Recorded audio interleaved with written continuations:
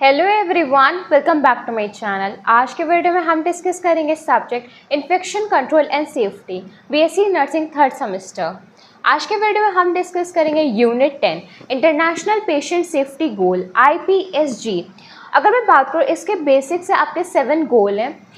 ये क्वेश्चन आपका अगर वेरी शॉर्ट में आता है तो सिर्फ आप इसका फुल फॉर्म लिखेंगे और अपने 7 जो गोल है उनको गोल नंबर 1 इनलिस्ट करेंगे, फिर गोल नंबर 2 फिर उसको लिखेंगे, फिर गोल नंबर 3 उसको लिखेंगे एंड सो ऑन।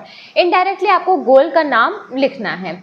अगर ये आपका वेरी शॉर्ट में आ रहा है तो आपके लिए इतना कंटेंट सफिशिएंट है। अगर ये क्वेश्चन आपका शॉर्ट में आ रहा है तो आप इसके अंदर एक्सप्लेन कर देंगे थोड़ा सा कंटेंट, फॉर एग्जांपल थोड़ा सा पॉइंट्स को ऐड ऑन कर देंगे। और जब आप शॉर्ट में करेंगे तब आप इंटरनेशनल पेशेंट सेफ्टी गोल की डेफिनेशन भी लिखेंगे। अगर ये क्वेश्चन आपका लॉन्ग में आता है, मतलब कि जब आपका ये क्वेश्चन 10 नंबर में आता है तब इसको आपको बहुत डिटेल में लिखना है। तब आप हर एक गोल को हर एक पेज पे लिखेंगे, मतलब एटलीस्ट आपका एक गोल एक पेज पे आए। तो इससे क्या होगा, आपका कंटेंट भी हो जाएगा और एक गोल एक पेज पे रहने से आप उसके अंदर बहुत सारे पॉइंट्स को ऐड ऑन कर सकते हैं। इसके अगर मैं नॉर्मली बात करूँ, गोल में बहुत ज़्यादा पॉइंट दे रखे हैं आपके बुक में। साथ ही साथ अगर आप कोई भी बुक प्रेफर करेंगे उसमें आपको बहुत ज़्यादा पॉइंट्स मिल जाएंगे। वैसे ये सारे पॉइंट्स आप खुद से भी बना सकते हैं क्योंकि गोल एकदम ईजी है। इस वीडियो को हम वन शॉट में करेंगे और इस वीडियो में हम एकदम बेसिक से डिस्कस करेंगे। बुक का डिस्कशन नहीं रहेगा, आपके लिए एकदम सिंपल रहेगा। अगर मैं बात करूँ, सबसे पहला आपका आता है इंटरनेशनल पेशेंट सेफ्टी गोल, जिसको हम लोग कहते हैं IPSG। शॉर्ट में अगर कभी आ जाए IPSG के बारे में आपको एक्सप्लेन करना है या फिर वेरी शॉर्ट में आ जाए कि इनलिस्ट करना है तो आप डाउट में मत रहिएगा कि ये होता क्या है। इसका फुल फॉर्म है इंटरनेशनल पेशेंट सेफ्टी गोल। इसके अंदर आपके 7 गोल आते हैं। अगर वेरी शॉर्ट में आता है तो आपको 7 गोल को लिख देना है। अगर आपका शॉर्ट में आता है तो आपको थोड़ा थोड़ा एक्सप्लेन कर देना है। अगर आपका ये लॉन्ग में आता है तो उसको आप डिटेल में एक्सप्लेन करेंगे। साथ ही साथ आप IPSG की डेफिनेशन लिखेंगे जो आपको WHO के द्वारा है। तो सबसे पहले मैं आपको बताना चाहूँगी जो पेशेंट की सेफ्टी है उसके लिए WHO ने ये हमारे कुछ सेफ्टी गोल्स दिए हैं पेशेंट के लिए। हम लोगों को 2004 में WHO ने ये प्रोवाइड करा था पेशेंट सेफ्टी गोल्स।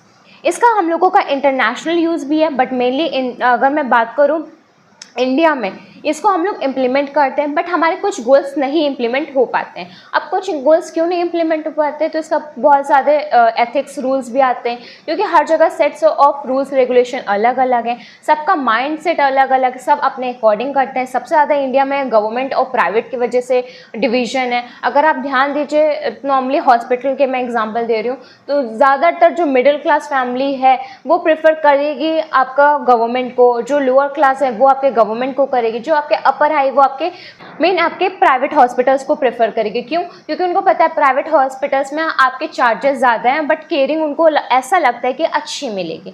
गवर्नमेंट में मतलब मेरा ऐसा कहना नहीं है, सोसाइटी में ही ऐसी चीज़ें रहती हैं इसीलिए आप प्रेफर करते हो। क्योंकि अगर मैं वीडियो में कह रही हूँ तो बहुत ज़्यादा लोग कहेंगे कि मैं सिर्फ डिफ्रेंशिएट करने आई हूँ, गवर्नमेंट को बेकार साबित करने आई हूँ।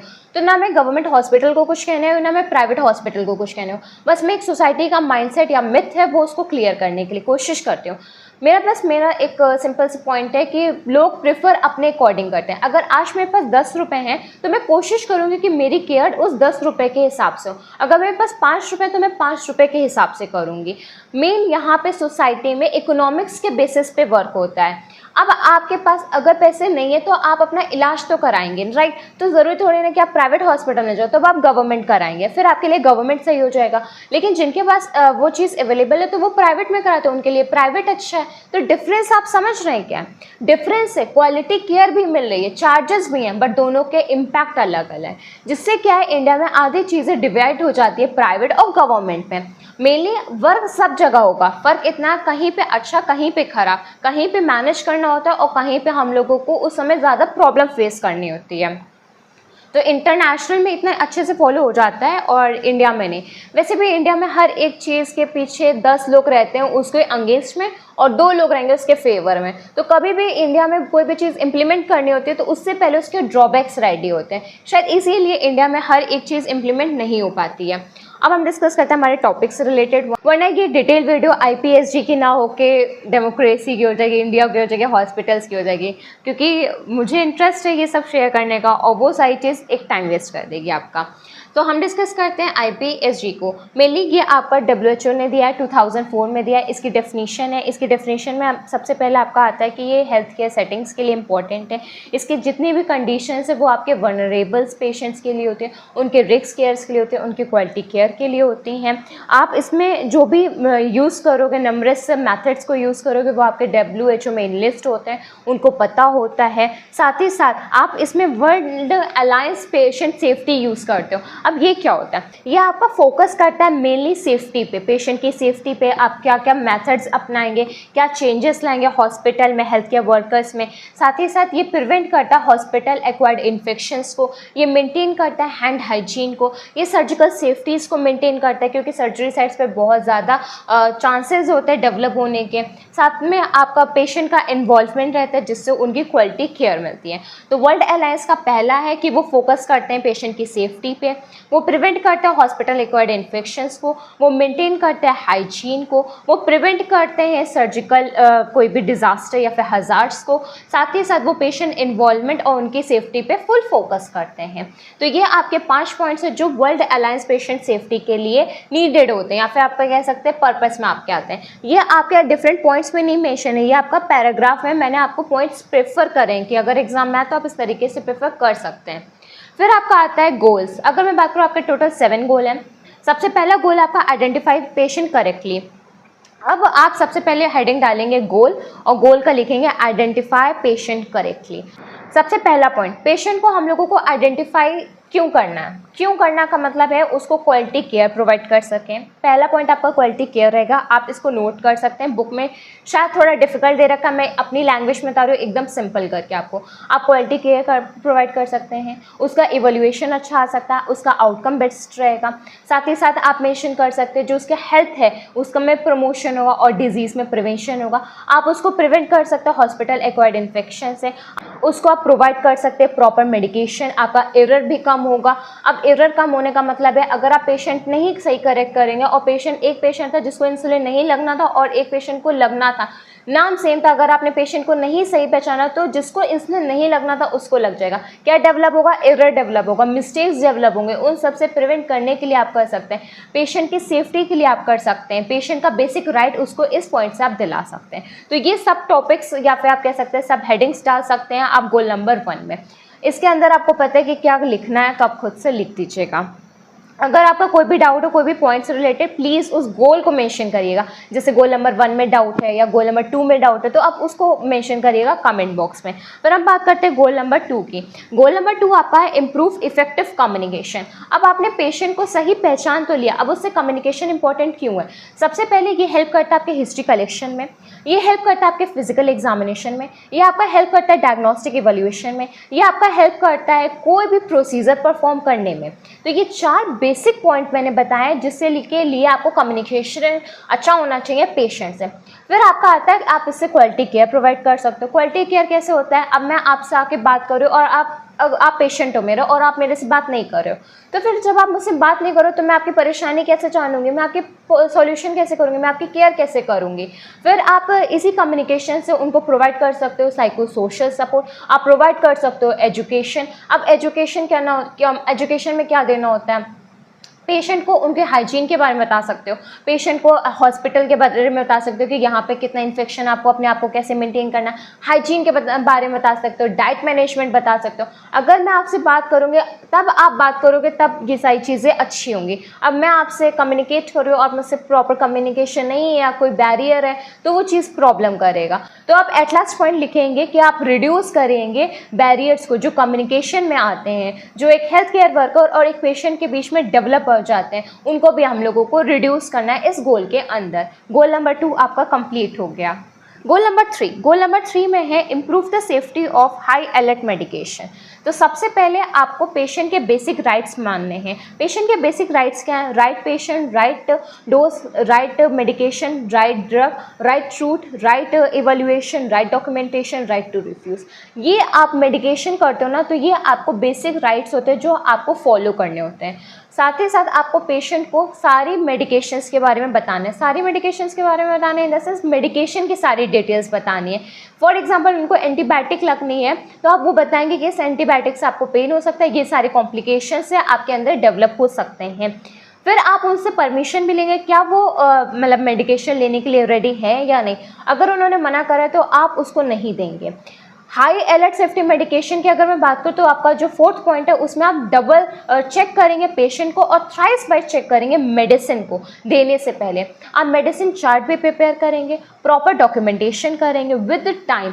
जब आप पेशेंट में आप मेडिकेशन करेंगे तो उसके हाफ एन बार उसके वाइटल्स और पेशेंट को चेक करेंगे। इससे पेशेंट की सेफ्टी होगी और कोई भी कॉम्प्लिकेशन डेवलप होगा तो उसको भी आप कंट्रोल कर लेंगे। ये है आपका goal number 3, that is improve the safety of high alert medication.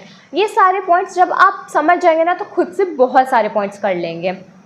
फिर आपका आता है गोल नंबर 4, जिसमें आपका आता है ensure correct site, correct procedure, correct patient surgery. सबसे पहले तो आपको करेक्ट पेशेंट चुनना है। क्यों? अगर आप गलत पेशेंट चुनोगे तो सबसे पहले तो आप एरर डेवलप कर दोगे। तो सबसे पहला पॉइंट क्या है, आप रिड्यूस करोगे एरर को, हजार्ड्स को रिड्यूस करोगे ड्यूरिंग द सर्जरी टाइम। आप पेशेंट से कंसल्ट लोगे और उसका एनेस्थीसिया अफेक्ट को भी पहले चेक करोगे। सेंसिटिविटी चेक होना बहुत ज़रूरी है। अगर आपने सर्जरी वार्ड में वर्क करा है तो आपको क्लियर होगा कि अगर पेशेंट की कल सर्जरी होनी होती है तो आज उसमें हम लोग ज़ाइलोकेन टेस्ट करते हैं, टीटी देते हैं। क्यों? ये सारी चीज़ें हम इंपॉर्टेंट होती हैं और ये सारी चीज़ें प्री सर्जरी में आपकी आती हैं। आप पेशेंट पे करेक्ट प्रोसीजर करेंगे। अब करेक्ट प्रोसीजर का क्या है, फॉर एग्जांपल पेशेंट को थोड़ा सेंटेसिस कराना था और आपने पैरासेंटेसिस कर दिया, इससे पेशेंट का ही तो हार्म है, इससे पेशेंट की ही तो डिजीज कंडीशन डेवलप हो रही है, इससे पेशेंट का ही हेल्थ तो बेकार हो रहा है। इसलिए आपको करेक्ट प्रोसीजर चुनना है जो पेशेंट के लिए ही सही है। साथ ही साथ आपको करेक्ट पोजीशन देनी है। अब पोजीशन बहुत इंपॉर्टेंट होती है। फॉर एग्जांपल अगर पेशेंट का ड्रेनेज है और आपने उसी साइड का पोजीशन दे दिया तो प्रेशर कितना हाई होगा और उससे कितनी प्रॉब्लम हो जाएगी पेशेंट में। कभी कभी गैंग्रीन जैसी प्रॉब्लम भी मिल जाती है पेशेंट में, तो उस टाइम पे आपको इन सब से बचने के लिए इन सब का ध्यान रखना है। पेशेंट को आप एनालाइज करते रहोगे, पेशेंट में आप साइनोसिस चेक करते रहोगे, कहीं मतलब पोजीशन की वजह से प्रॉब्लम नहीं है, ब्रीथिंग रेट चेक करते रहोगे, वाइटल्स चेक करते रहोगे। साथ ही साथ अगर ऐसी कोई कंडीशन डेवलप है जो पेशेंट में वो रिमूव कर देते हैं अपने ट्यूब्स कैथेटर्स को, तो उसमें आप रेजिस्टेंट का भी यूज़ करोगे। ये सारी चीज़ आप मेंशन करोगे अपने गोल नंबर 4 में। गोल नंबर 4 आपका कंप्लीट हो गया है। गोल नंबर 5 आपका reduce the risk of health care associated infection. अब सबसे पहले अगर मैं बात करूँ, जब आपने हॉस्पिटल एक्वायर्ड इन्फेक्शन पढ़ा था उसमें आप को रिलेट कर सकते हो इस पॉइंट से। तो इसमें आपने बहुत सारी चीज़ें पढ़ी थी। सबसे पहले आपने पढ़ा था कि आपका पर्पस क्या, मतलब हमें ये सारी चीज़ पेशेंट से क्यों बचानी है, मतलब पेशेंट को इन्फेक्शन से क्यों बचाना, आप इसके इंपॉर्टेंस लिख सकते हैं। फिर आप कैसे प्रिवेंट करेंगे, हाउ टू इम्प्लीमेंट, पेशेंट पे इम्प्लीमेंट कैसे करना, आप इम्प्लीमेंट कैसे करेंगे, फिर आप इसको इम्प्रूव कैसे करेंगे। अब मेरा सिंपल सा है कि अब एक पेशेंट है, फॉर एग्जांपल अलग अलग एजेस के पेशेंट आते हैं। एजेस मतलब इन द सेंस एक चाइल्ड आएगा, एक यंग एज में आएगा, एक ओल्ड एज में आएगा। तो चाइल्ड की आपको केयर ज़्यादा करनी होगी, है ना, और यंग की आपको केयर नहीं होगी, बट ओल्ड केयर पेशेंट की केयर भी आपको ज़्यादा करनी होगी। इसमें क्या होता है, अगर आप केयर नहीं करोगे तो बहुत ज़्यादा चांसेस है कि हॉस्पिटल एक्वायर्ड इन्फेक्शन पेशेंट को डेवलप हो जाए। इससे क्या होगा, पेशेंट को बहुत ज़्यादा हार्म होगा। फिर पेशेंट केयर तो बात की बात है, पेशेंट को कोई नई डिजीज़ डेवलप हो जाएगी। हॉस्पिटल एक्वायर्ड इन्फेक्शन में आप एग्जाम्पल भी दे सकते हैं, जैसे नोजोपोमियल इन्फेक्शन। अब आप प्रिवेंशन के लिए क्या क्या यूज़ करेंगे, हाइजीन मेंटेन यूज़ करेंगे, उसमें आप उसको मार्क्स प्रेफरेंस देंगे। अब जैसे ट्यूबरक्लोसिस के जो पेशेंट्स होते हैं, ट्यूबरक्लोसिस के पेशेंट के जो अटेंडेंट होते हैं उनको भी आपको अच्छे से एजुकेट करना होता है कि आपको कैसे केयर करनी है अपने पेशेंट की। ये सारे पॉइंट्स जब आप मेंशन करेंगे तब आपको रियलाइज होगा कि हेल्थ केयर एसोसिएटेड इन्फेक्शन को रिड्यूस करना कितना इंपॉर्टेंट है। अगर आप इसको रिड्यूस नहीं करेंगे तो ये 1 से 2 से 8 में बहुत जल्दी डेवलप होता है। फिर आपका आता है reduce the risk of patient harm resulting from fall. इस पॉइंट में आप प्रिवेंशन फ्रॉम फॉल के सारे पॉइंट्स ऐड ऑन कर दीजिएगा। सबसे पहले अगर पेशेंट फॉल मतलब गिर गया बेड से या फिर रेलिंग से, व्हील चेयर से, बेड से, स्ट्रेचर से, तो सबसे पहले तो उसको बहुत ज़्यादा चोट लगेगी, बहुत ज़्यादा हार्म होगा, पेशेंट को बहुत ज़्यादा इंजरी हो सकती है, मे बी पेशेंट को फ्रैक्चर, डेथ भी हो सकती है, लाइफ थ्रेटनिंग डिजीजेज भी हो सकती हैं, क्योंकि सबसे ज़्यादा गिरने से फ्रैक्चर चीज़ डेवलप होती है। फिर आप इसको रिड्यूस करने के लिए पेशेंट में प्रॉपर असेसमेंट करोगे कि उसका फॉल रिस्क कितना आ रहा है, स्कोर कितना आ रहा है, रिस्ट्रेन करोगे, बेल्ट टेस्ट का यूज़ करोगे, बेल्ट करोगे, कवर करोगे और 2 घंटे पे उसको चेक करते रहोगे, रिस्ट्रेन करोगे, उसका बेड लो करोगे, नॉन सिपली स्लीपर्स और सॉक्स का यूज़ करोगे और आप इलेक्ट्रिक क्लॉक्स रखोगे और जिसको टच करने से अलार्म बजता है, जिससे आप तुरंत पता चल जाएगा कि कौन से बेड पे किस पेशेंट को प्रॉब्लम है। आप डायरेक्ट उसके पास जाके उसकी प्रॉब्लम को कर सकते हैं। और अगर जो पर्सन है उस टाइम नहीं मतलब ध्यान देता है, अपने आप पे बहुत आइसोलेटेड रहता है, तो उसको आपको इंगेज रखना है बुक में, रीडिंग्स में, जिससे वो इंगेज रहे और थोड़ा सा डिस्टेंस पे रहे। तो इन सब से आप प्रिवेंट कर सकते हैं पेशेंट को रिजल्टिंग फ्रॉम फॉल से। ये भी गोल आपका कंप्लीट हो गया है। नेक्स्ट और लास्ट गोल आपका है reducing the harm associated with clinical alarm system. अब ये क्लिनिकल अलार्म सिस्टम है क्या? सबसे पहले तो आपको हर एक जो भी हार्म कर रहा है ना पेशेंट को, उसको रिड्यूस करना है। मेनली आपका हॉस्पिटल में होता है। अब ये हॉस्पिटल में कैसे होता है? फॉर एग्जांपल एक डॉक्टर, एक नर्स अवेलेबल है पूरे वार्ड में और वार्ड में पेशेंट कितने 60 या फिर 40, तो अब हर एक पेशेंट को क्वालिटी केयर तो नहीं मिल सकती। अब हर एक पेशेंट को तो असेसमेंट इतने अच्छे से नहीं हो सकता है, इसीलिए एक पेशेंट पे एक नर्स एटलीस्ट होनी चाहिए जिससे उसको क्वालिटी केयर मिले।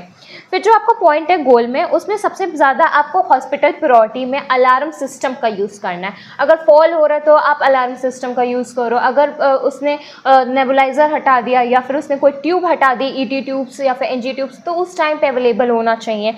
साथ में आपको इंपॉर्टेंस देनी है कि कौन से सिग्नल में आपको इंपॉर्टेंस देना पेशेंट का, आप उस चीज़ को भी एनालाइज करोगे। आप पेशेंट में पॉलिसीज़ को इस्टेब्लिश करोगे और पॉलिसीज़ को, सारी चीज़ों को एजुकेट करोगे। उनके साथ में जो भी उनके अटेंडेंट है उनको रिड्यूस करोगे इन सारे हार्म्स के लिए, उन सब की चीज़ के लिए आप एजुकेट करोगे। मेंटेनेंस प्रॉपर करोगे। मेंटेनेंस इसमें क्या रहता है? पेशेंट का रोल भी रहता है, अटेंडेंट का भी रहता है और जो हेल्थ केयर वर्कर्स रहते हैं उनका भी रहता है। तो इन सब चीज़ों को आप मेंटेन करोगे। मेंटेनेंस इज़ द बेस्ट, क्योंकि उससे आप सारी चीज़ों को रिड्यूस कर सकते हो। जो लास्ट गोल है वो इतना मतलब इम्पॉर्टेंट नहीं है, पहले तो गोल 7 में आता भी नहीं था, हाल ही में ऐड ऑन हुआ है, बट इसके 3 से 4 ही पॉइंट्स हैं। बट जो रेस्ट ऑफ गोल आपके होते हैं ना 6 गोल, वो बहुत इंपॉर्टेंट है। ऐसा नहीं है कि आपको गोल 7 नहीं लिखना है, गोल 7 तो लिखने हैं, बट जो 7 गोल है वो उसमें इतना ज़्यादा पॉइंट्स नहीं है। बट जो रेस्ट ऑफ 6 गोल्स है उसमें आपके बहुत ज़्यादा पॉइंट्स हैं, आप खुद से बहुत ज़्यादा ऐड ऑन कर सकते हैं। अगर आपको कोई भी चीज़ ना समझ में आए तो प्लीज़ उसको अपने आप में एक बारी लेके देखिएगा, तो आप उससे खुद से कर सकते हैं। फॉर एग्जाम्पल, आप रिजल्टिंग फ्रॉम फॉल हो, आप खुद को अपने आप से नीचे गिरने से कैसे बचाते हो? तो आपको अपने बेड से असाइड रहते हो, बेड को लोअर रखते हो और अपने आप को इंगेज रखते हो, बार बार उठ उठ के चेक करते हो। या अगर आपके पास कोई छोटा बच्चा जो बेड से गिर के चोट कर सकता है, तो आप क्या करोगे? पिलोज का यूज़ करोगे, कंफर्टेबल जितने भी पोजीशंस पेशेंट को दोगे वो साइड दोगे और उसमें डिवाइसेस का यूज़ करोगे। फिर अगर मैं बात करूँ एक सिंपल से हाई अलर्ट मेडिकेशंस की, अगर आपके घर में कोई ओल्ड एज पीपल है तो उसमें आप ऐसे तो मेडिकेशन नहीं देते हो, आप एक्सपायरी डेट देखोगे और मेडिकेशन चेक करोगे, डोज चेक करोगे, फ्रिक्वेंसी चेक करोगे, रोड चेक करोगे। फिर साथ में जो पेशेंट है उसको भी असेस करोगे कि पेशेंट का फॉर एग्जांपल फीवर है तो फीवर कितना है, अच्छा इतना फीवर, इतनी मेडिसिन देनी चाहिए, नहीं देनी चाहिए, कंसर्न लोगे, प्रिस्क्रिप्शन को चेक करोगे। तो ये सारी चीज़ आपकी आ जाती है। अगर आपको कोई पॉइंट ना आए, सबसे पहले तो इन सारे गोल्स को आप टिप टू टिप लर्न कर लीजिए। टिप टू टंग होना चाहिए। अगर आपसे कोई कह भी रहा है रात के 2 बजे की गोल्स क्या हैं इंटरनेशनल पेशेंट सेफ्टी गोल के, तो आप एट लास्ट में मैं यही कहूँगी कि आप गोल 1 से गोल 7 तक एकदम सीरीज में बताइएगा, क्योंकि गोल में ऊपर नीचे नहीं होता, वो गोल है तो आपको एकदम 1 2 3 4 5 6 7 8 एकदम सीरीज में होना चाहिए। फिर आपके कोई भी ऊपर नीचे रहेगा तो फिर शायद वो एरर आ जाएगा, राइट? एरर से ही हमें बचना है। फिर आपके गोल्स के अंदर के सब पॉइंट्स को आपको एक बार खुद से समझना है, फिर अपने पॉइंट्स को मेंशन करना है।